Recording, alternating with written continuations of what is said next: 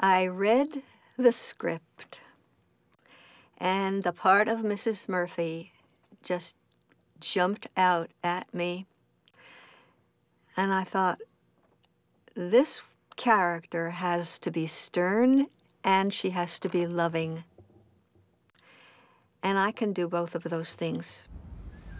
I have long believed that it is enough to speak directly to a child. Speak plainly, leave the child be, and things will sort themselves out for the best.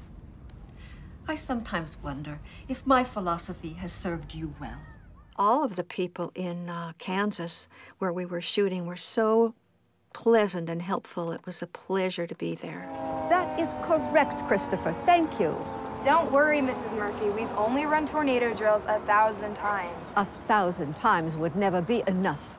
Elizabeth Jordan, what a dear girl. The first time that we rehearsed, we weren't really rehearsing yet. We hadn't started rehearsing, but she came over, her mom brought her over to our house. And we just kind of started to go through the scene.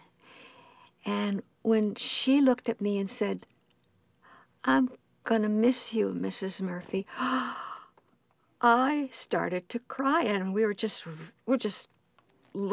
going through the scene.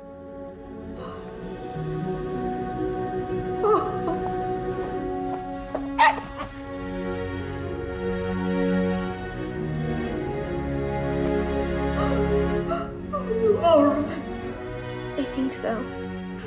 Well, Mrs. Murphy came to me so naturally that I didn't need a lot of preparation. And you know, many years ago when I studied with Lee Strasberg, he said, these are all tools to use, but if you don't need to use these tools, then just act.